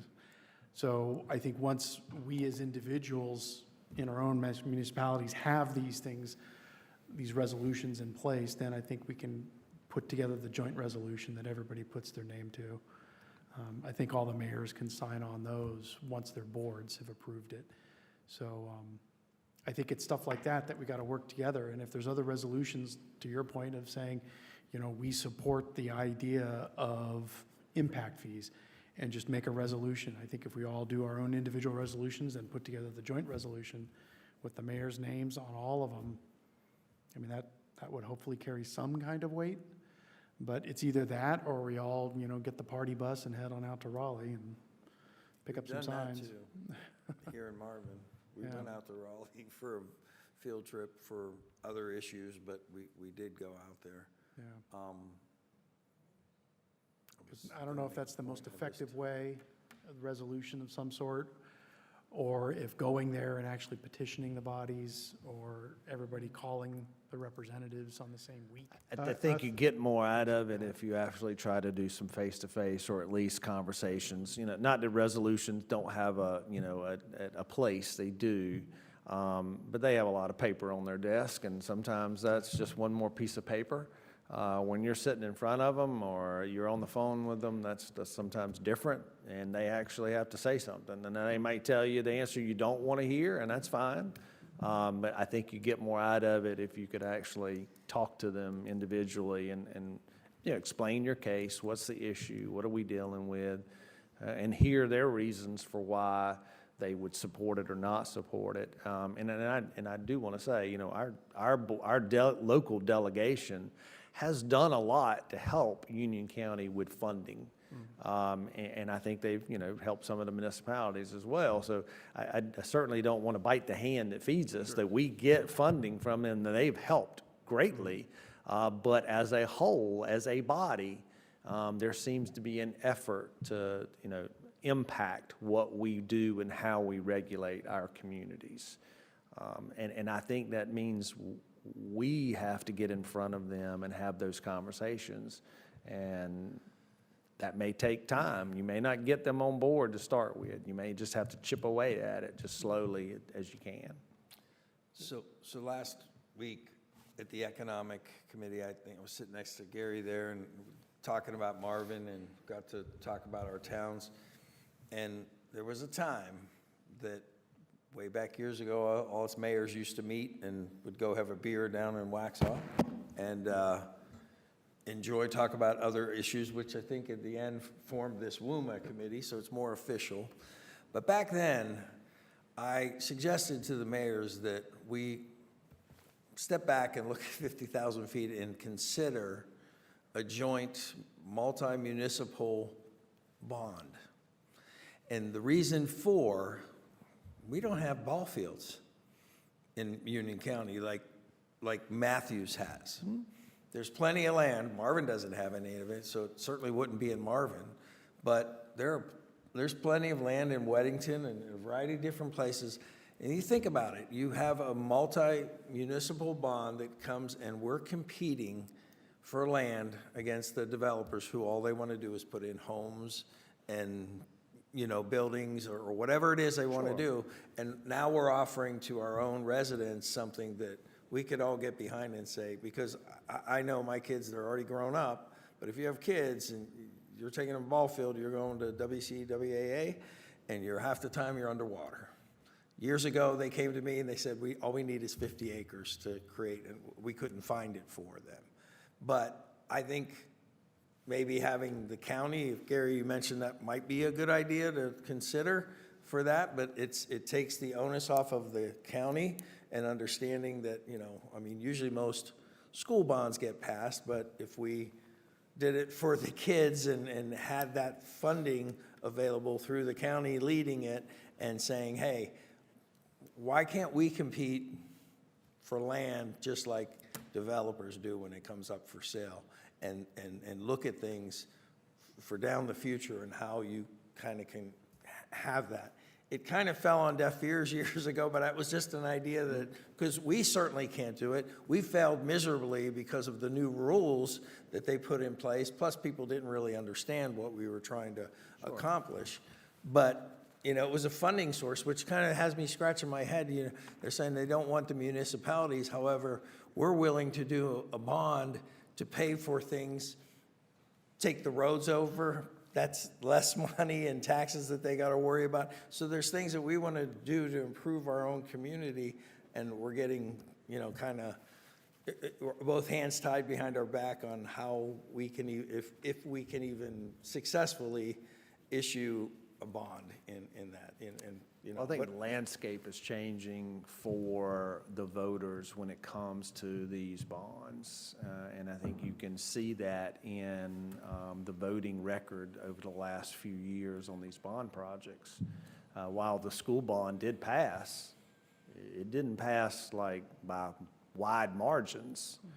And there's been years where you couldn't touch it. It passed by leaps and bounds. And I think that, again, people are starting to get tired of the impact on their budget, and they are saying no at the voting precinct because they're like, I don't want any more taxes on me.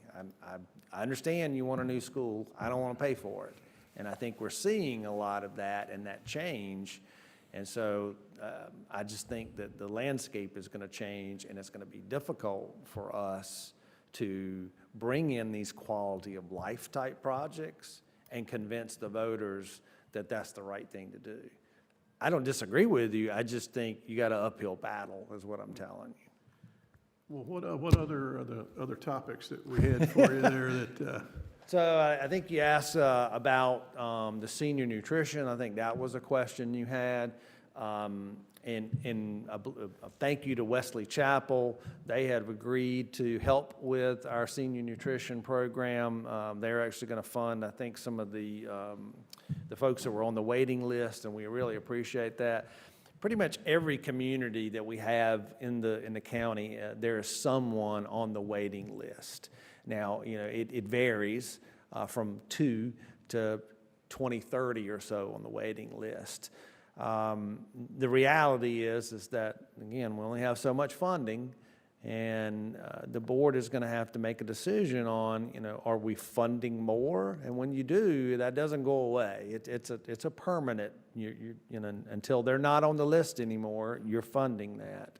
is it possible? Can you, Yeah, I was going to say. yeah, can you, I'm not familiar with this, so. could you get So that, just we in have a sentences? senior nutrition program where we provide meals in 2 ways. One way is we have what's called congregate sites, and the seniors can come to that congregate site. They can get a nice hot meal. They can eat. There's no cost to them. They just come, they show up, they enjoy the meal. They can, have fun with, any of the folks that are there. But then there are those individuals who really can't drive, and they shouldn't be driving, but they're, they don't have access to the food that they need. And so we have a program where they can apply to be part of a senior meal delivery program. And we do that 5 days a week. We don't do Saturday and Sunday, but 5 days a week.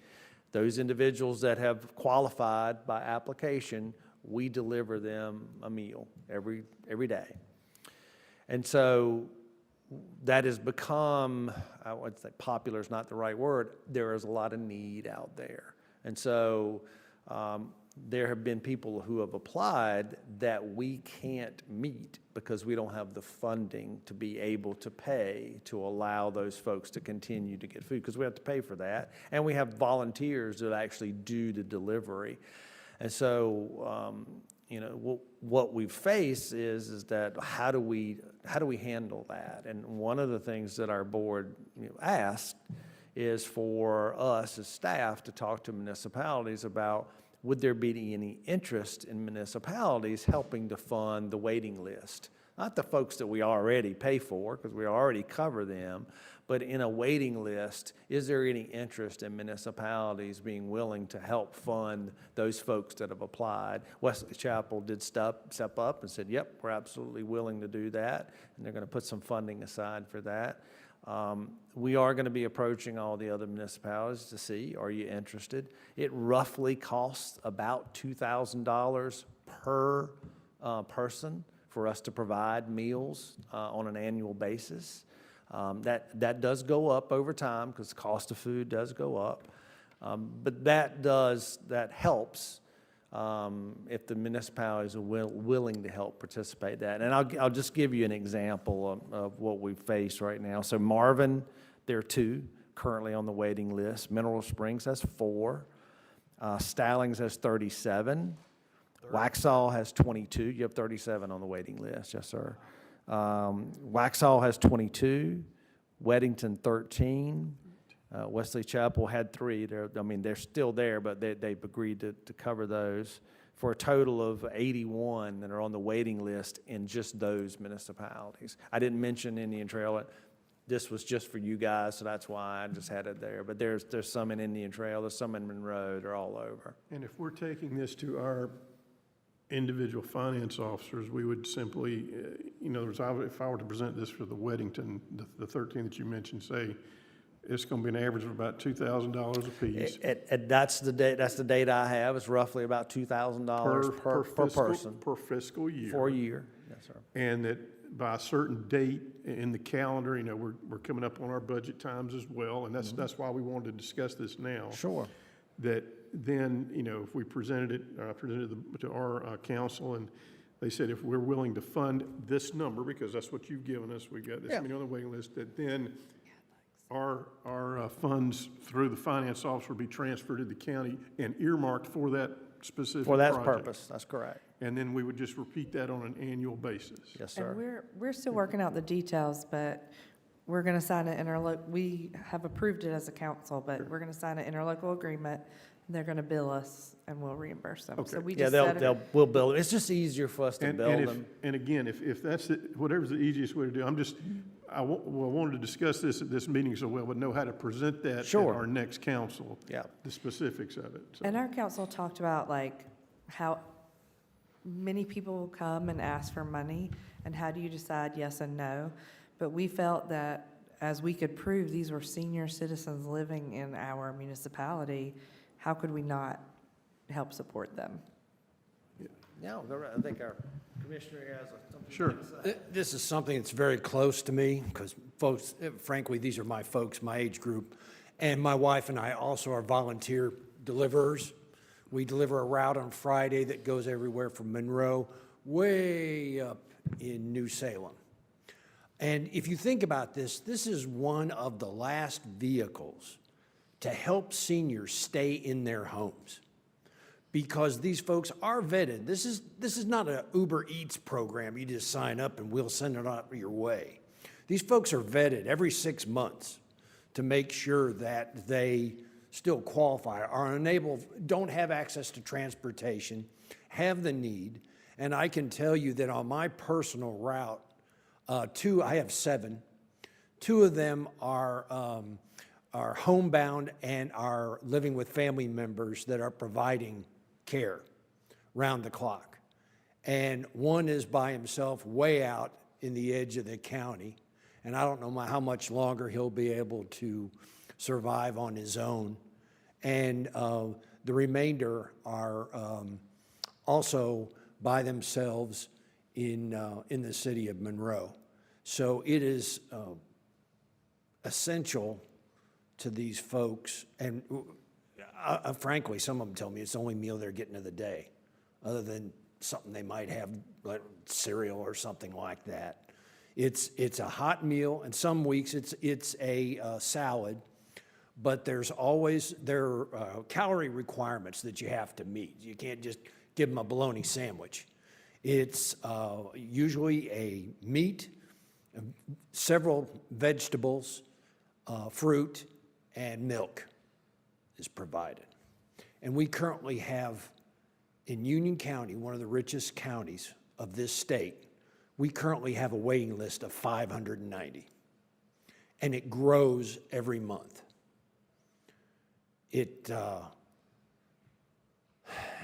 It's, I'm sorry, but I consider it a moral question of how we're going to take care of our seniors. And we are an aging county. We're an aging population. And I think that's some of the challenges we talked about. Brian mentioned some of the challenges with bonds for things like parks and schools and such. And I think some of it is because we're an aging population and less families have kids that would be able to utilize or are in school. But part of that adjustment to an aging society or an aging county is how are we going to take care of those folks that are doing their best to stay independent? Because the next step is to go to some kind of facility where they will be cared for, and many of them on Medicaid.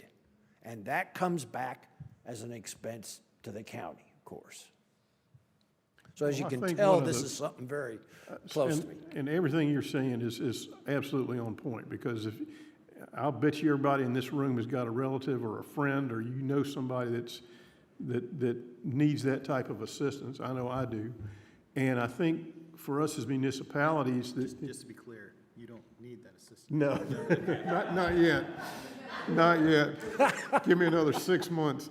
But anyway, but I guess the thing that appeals to me about this suggestion is it's the only action that we as municipalities will need to take is, for lack of better sense, we're writing a check. We're not going to have to deliver the meals. We're not going to have to pick them up. All we're doing is We'll take you as a volunteer, though, to deliver. we can ask for volunteers, but we are assisting the county in making this program cover the folks that it needs to help cover. And that's, again, I appreciate what you've been able to input on this. These are people that have worked all their life. Who knows how much they have contributed from taxes, their work for the county, maybe even volunteers, maybe even veterans early in their life. And now it's our turn to help them. So and I don't know the question, this may be a stupid question, but is the county able to form a 501? Into the microphone, please. Thank you. She keeps. Where are you from again? Slow learner, but I do learn eventually. Where was I going? 501c. It's 501c. Is that right? Okay. I don't know the terminology on that. But, and again, nothing against what you're saying, and I see this, and it breaks my heart that we're the wealthiest community, yet we have 590. And I did the math real quick. I'm assuming that's just one meal? That's Per day? 590 individuals that have qualified for Right. getting the But we're meals. providing, or the county is providing one meal No. a day, not the 3 breakfast. No, Yeah, that's it's one just meal a one day, meal. 5 days a week. Okay. A lunch. So A the lunch. number there alone is over $1.1 million just to fund that 590 people. That's about the number that's been given, yes. Yeah, And so- we took a couple runs at trying to get it, and And I get that, but I also know that, they've said for years that, and let's face it, when we have these disasters that happen, you look at FEMA and how effective they are, and I'm looking at the bigger picture, that, and the groups that are on the ground first are the churches and the ones that can make that happen. So I'm all for getting behind this and stuff, but I don't know, you probably have enough on your plate as it is. Isn't it better to kind of focus on a separate group that would do that rather than and we could support it in a sense from what we talk about in our newsletters and all that type of thing, but and I'm not saying you're doing the county's doing a bad job, but it's like there's a big miss here. But then who does, when it comes to disasters and those things, who does it better than anyone else? Now, I don't know if the churches have the ability to go out to all of these individual places, like you were talking about the gentleman that was so far out and doesn't have the means to Well, get. I think, Joe, when I would look at it is that I know that we have got, this country, this county, this state is full of very generous people and organizations that work, but it always seems that regardless of how much of that we have, there's always that few that fall through the cracks, that don't have either the contacts or the ability or whatever it may have been to do that. And the last entity they can turn to is their government, is the county or whatever. And so, yeah, it would be great if non-government NGOs could cover everything, but again, it's I don't know how you ever totally answer that question of why can't, the private sector, handle it that way, which would be ideal, but I understand that there's a need there, and these people have turned, and that's who they're dependent on right now. And if you think about it, it takes a significant infrastructure to do this on a consistent day in and day out basis. I know my church has senior breakfast maybe once a month, but right now we serve, I think, about 270, something like that, considering the sites where they come in and home deliveries, of which Mineral Springs United Methodist is one, and the Methodist Church in Indian Trail is another, and then the Bazemore Center in Monroe. But if you can, we have part-time and an infrastructure in place, working with vendors and coordinating the volunteer base. It is a rather complicated to be consistent, to deliver day in and day out, rather than a hit or miss or once a month kind of thing, to really be able to coordinate a program and be able to address that many folks. So I understand what you're saying, but that's kind of hard for a church to organize on a consistent basis with those kind of numbers. I was at the Indian Trail Town Council meeting last night. They have 77 in Indian Trail. I asked them for $100,000, so we'll see what happens. If Indian Trail, if you're listening. I guess to my question, can a government form their own 501? C3? Yes, that we could, you? that you're not putting it on the taxpayers, and it's just like, it's just a messaging thing. I wouldn't think that you could. I don't know. I don't know the answer to that. 503C 501. requires a board, and then there, I think you can't, I think there's some restrictions on being able to serve on boards. Waxhaw has, I couldn't think, answer 3 or that 4 question, to be honest with you. 501c3s. I don't know of one. We have a Waxhaw has like 2 or 3 501c3s, maybe more. I know we got one for public art, we got one for Parks and Rec, we got one for the Downtown Association. So they're component units of the town, so the town supports with staff from the standpoint that a staff member serves on the board of the 501c3, but the 501c3 does operate independent of the town and the town's budget. So a municipality can, from what I've seen, fire up its own 501c3 to serve whatever purpose the town feels that it should serve. Because I'll tell you, when we do a Christmas tree thing where it's just every year we get it from the county and they have a list and you pick up your Christmas tree and it has a list of who you're buying for and what you're buying. And we fill up my 30-foot trailer and deliver it to, I know this community would come together if you had that kind of thing that just, it's an awareness thing. I mean, I heard this the other day and I was like, I think it was at WUMA, the last meeting we had, and I was like, wait a minute, that's happening here and there's that big of a backlog. So even for an elected official, it's something that I'm just hearing about and I'm like, wow, there's a messaging problem there. But I know we have a very generous community, multiple communities that would be generous, and I think that may be another avenue for something like that to add to what you're doing, maybe, let's just say. And we're going. I know, sorry, you got. No, I know, this is a great discussion, but I know people I'm got. sorry it's people got taken so other things long. to do tomorrow too, so. Absolutely. So, Come on. one of the other items you asked about, and then unless you have more questions, I'll just finish with that one, is some of our capital projects that we're considering. This is major capital, I'm not talking about small things. The board is making decisions about what to do about a new jail facility. And that is something we've had discussions on for a number of years. Gosh, this started really back in 2005. And they've been talking, not this board, but boards over those years have been talking about the need to expand and have a facility to be able to accommodate, what is happening as far as our inmate population. And so those discussions are going on. We have a consultant doing a study for us. They're finishing that up. The board gave them some direction on some parameters of, hey, look at a 400-bed facility with 600 core. Again, a 500-bed with 600 core. Bring us back some cost estimates. How much would it cost to operate that kind of facility? So we should have that back in the next couple of months. And then, of course, they'll need to make a decision on, well, what do we do? Are we going to pay for it? Are we going to put it out and let the voters vote on it? Or are we going to have a debt for it?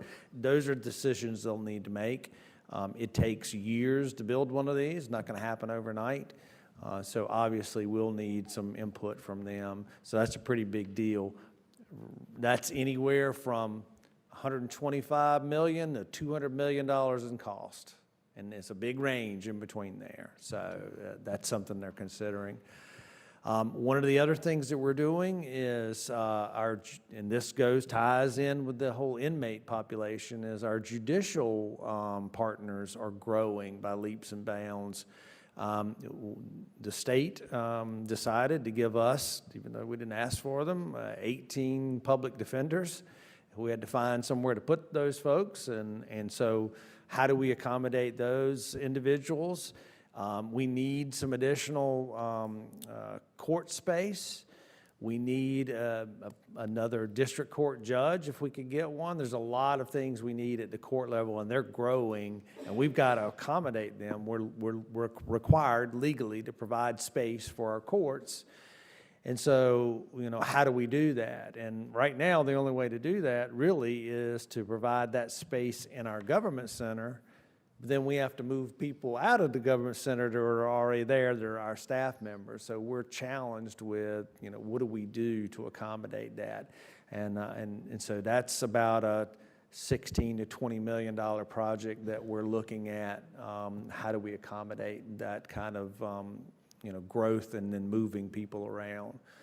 So those are the two big capital projects. We have some smaller ones, some park improvements, some parking lot improvements, things like that. But those are the two big ones that the board's really going to need to make a decision on, and how do we move forward with those Okay. things. Well, thank you, Brian. And before we finish up with the members up here, I know, Nancy, you had a question. So if anybody else in the audience would like to ask a question to Brian, please feel free at this point.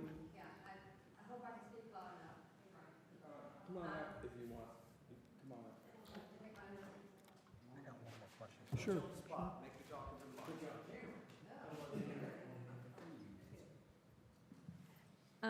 Actually, I have two kind of different things, but I'll get to my most passionate one first. What kind of pull, influence, or impact does the county have on transportation needs? I frequently have to come from Weddington to Waxhaw. Total traffic gridlock. 25 years ago, we had a local area transportation plan that we had 4 municipalities. And it was approved by, then it was called MUMPO, but with a regional plan.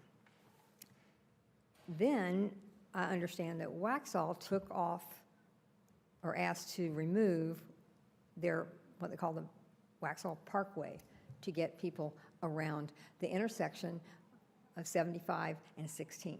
You talk about a bottleneck, it's crazy. So I know that Waxhaw has that ability to do that, but it's impacting all of us. I mean, I'm going through Wesley Chapel to get to Waxhaw. I went through Mineral Springs the other day to get there, Rick. I came through Marvin today. When I left Waxhaw, couldn't get there, so I was late, so then had to come here. So we realized early on that traffic doesn't stop at your town limits. It keeps on going. And so, when I was growing up here, I thought that Waxhaw was the end of the world. But really, half of Union County is south of Waxhaw.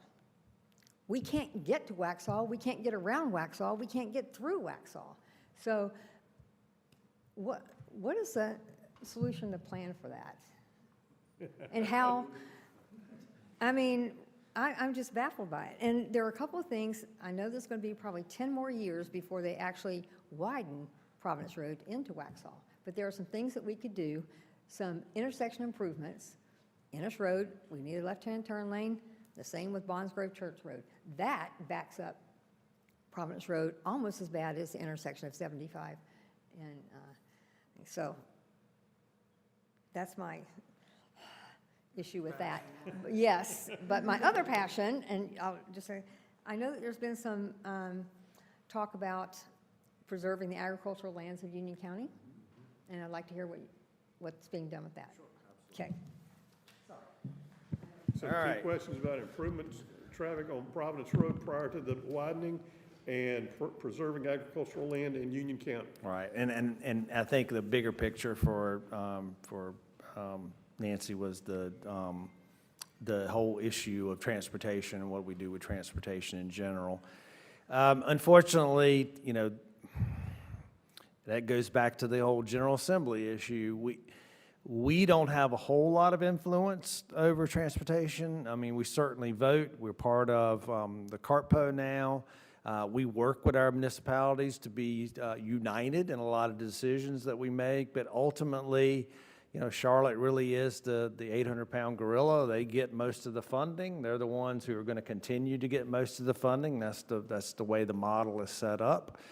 We've made some strides with intersection improvements because the county has set aside some matching funds.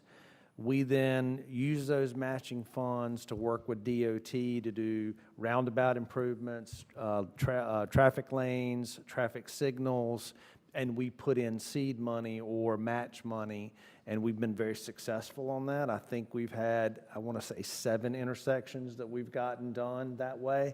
It's a drop in the bucket. We need a whole lot more, and that's going to take funding. So at the municipal level, at the county level, we're going to have to put more dollars towards that because the state they're getting more and more particular about local funds being involved before they will contribute to a project.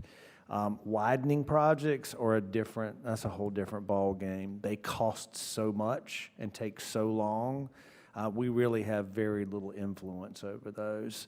And I think the challenge that we face is, like I said, Charlotte is the market that they are focusing on. So I wish I had a good answer for you. I think what we should do, low-hanging fruit, is we continue to put local dollars into intersection improvements, and that's both municipalities and the county. And we focus mostly on those things because I think we can make the biggest impact with that as far as the county goes. Road widenings, I think that's really going to have to be taken up, almost kind of like Indian Trail did years ago, where they did their own bond to try and help fund that, and that's probably going to be more of an individual case-by-case basis. So I know it's not a good answer, but that would be my recommendation. I can provide. One quick thing. I will tell you, the squeaky wheel gets the money. So become the world's worst person that is always getting their ear. I will tell you that It does help. That's true with neighborhoods, too. it does. I could, Whenever Marvin Road to Ray Road, I went and had one with the Secretary of Transportation, with our district division engineer, Barry Moose. You should be on the news So, once a month. I can give you some updates on a few of these items. We just got an update from our traffic engineer on Tuesday. So there's a couple items you hit upon that there's some good news coming. So it's not like the traffic has gone unnoticed, and it's not like Waxhaw is sitting on our hands doing nothing about it. So just to kind of highlight a few things, Bonds Grove Church and NC 16, there's a traffic signal in a lane coming in. That'll be in FY '26. So that's kind of right around the corner.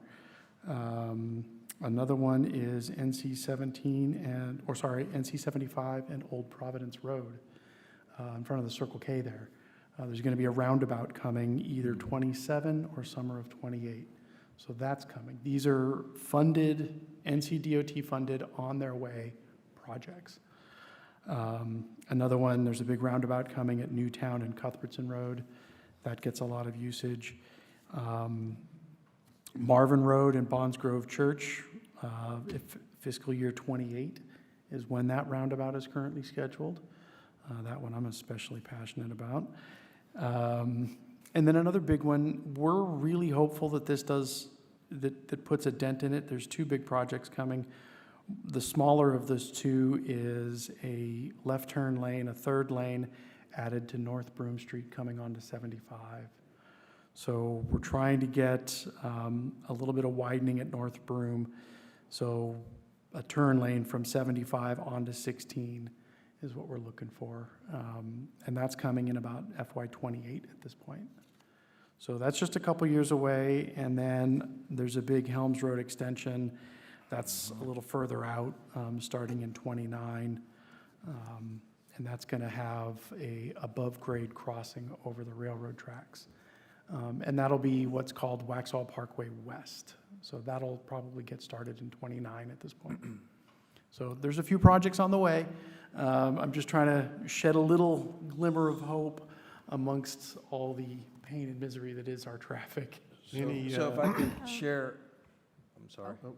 Just real quick, Nancy, could I get your last name and what town you're from? Anderson. Okay, thank you so much. Real quick, if I might suggest, because this is what we did, this is a Band-Aid, but it does work. And we worked with NCDOT before we put our last and final roundabout in the 3 roundabouts that you see. We got NCDOT to put a no left-hand turn lane at certain hours. Figure out what those hours are. As you're heading north on Waxhaw, that left turn onto Bonds Grove, I've been sitting in that as well. That's an issue. There are other areas that maybe have something or an answer coming down the road, but figure out when those critical times are.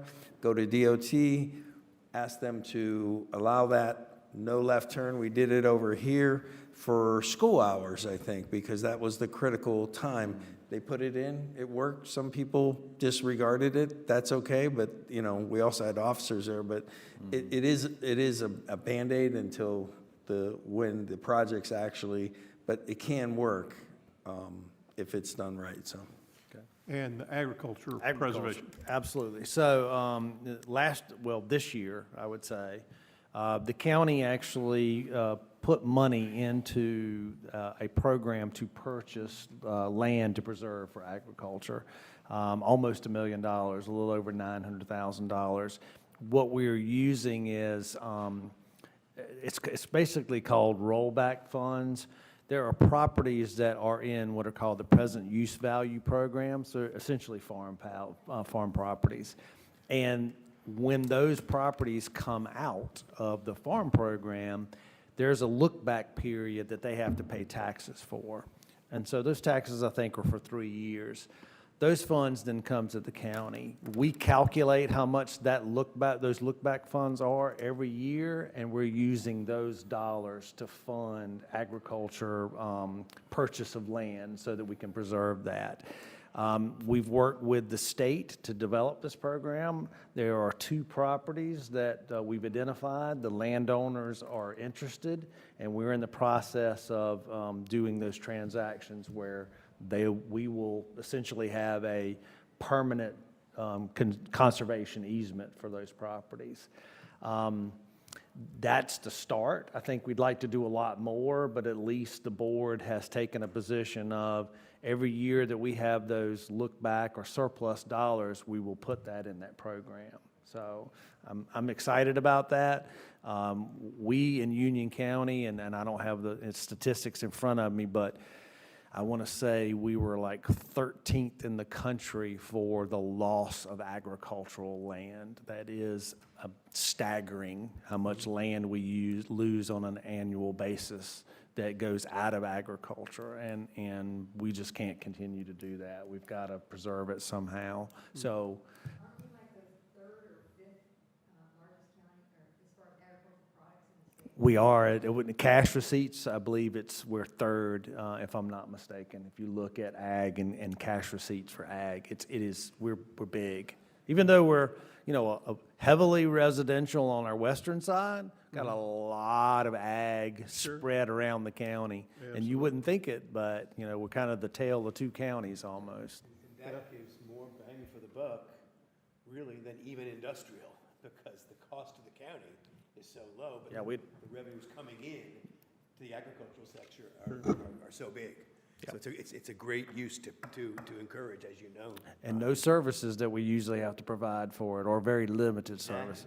Very low service And I required. think, Steve, you got one more question. One quick question.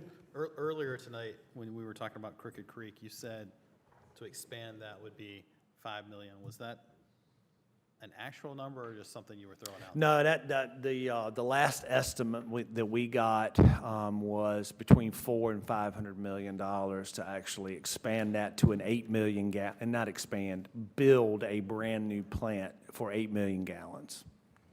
Can we? Are you leaving before this closes down, or will you? Yeah, unfortunately, I am leaving. I might give you a call. Okay, yeah, give me a call. Yep. Well, I tell you what, we have definitely had a great conversation tonight, and this has run a little bit longer than I normally anticipate. But again, this is par for the course, because every time you come, we're always the discussions go in great directions, and it's a lot of great information. Thank you. I really appreciate your time, Brian, Yes, sir. and Van's words on the tax issues. Thank you. I would say to anybody here, fellow WUMA members or anybody watching, your contact information is on the county webpage. It So if is, you've got a absolutely. question, you want to follow up, you think of something 5 minutes after we're done here. This Brian is a great resource. He'll respond to your emails. And again, I appreciate your time that you've used to come out here and talk with us this evening. Happy to do it. Thank you, Brian. So thank you very much. Unless there's any other business, I think we've had a great meeting, and I will simply ask for a motion to adjourn, and we will call it. I just wanted to make a quick comment. For anybody watching who's not in Marvin, you can access this live stream on youtube.com if you search out Village of Marvin. Okay, Thank go you. ahead. Thank you so much. very much.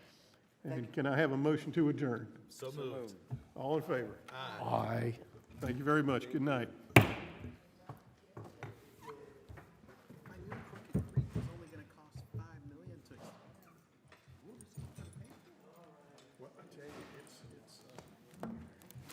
Thank you, Paul. Thank you.